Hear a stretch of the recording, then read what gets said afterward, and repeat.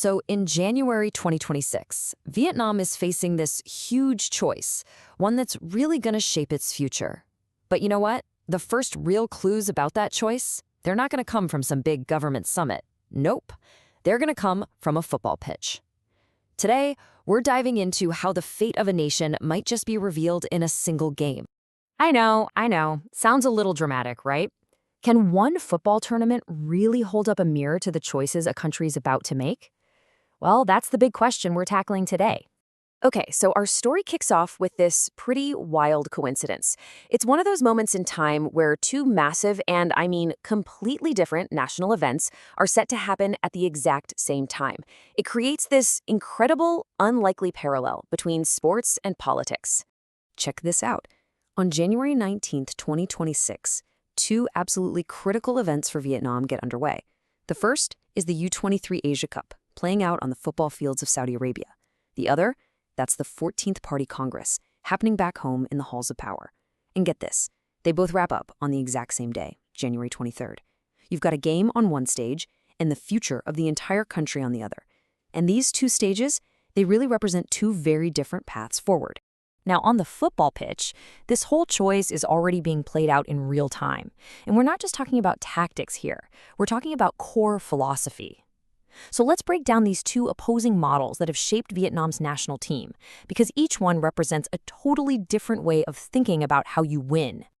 Okay, so you can see the difference laid out right here. Under the legendary coach Park Hang-seo, the team ran on what we're calling a tycoon model. It was all about individual brilliance, relying on superstar players like Quang Hai to just create some magic and carry the team. But under the current coach Kim Sung-sik, the model is a collective. And here, the system is the star. Success doesn't come from one hero. It comes from tactical discipline, where every single player is an equal, vital part of this well-oiled machine.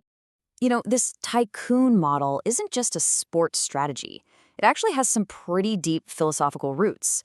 It kind of echoes the ideas of the philosopher John Locke. He argued that society works best when the most talented, exceptional individuals are totally free to rise to the top and lead. In this view, the star player isn't just scoring goals. They're lifting up the entire team. But the collective model, well, that reflects a completely different philosophy, one you'd associate more with someone like Karl Marx. He argued against relying on just a few powerful individuals. Instead, he believed that real power comes from a strong, well-designed structure, a system that makes everyone powerful. In football terms, it means a great team doesn't need a superstar if the system itself is just unbeatable. And this brings us right back to Vietnam, because this whole debate, the star versus the system, it isn't just happening on the football field. It is the central question facing the entire nation as it looks to the future.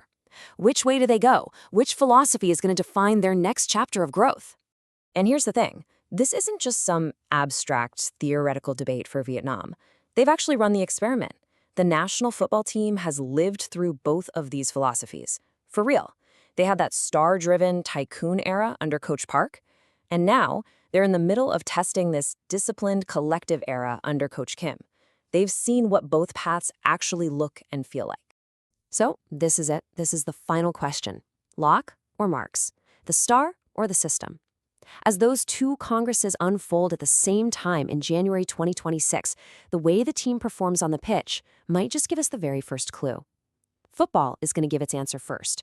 The nation's economy and its politics, well, they'll have to give theirs later.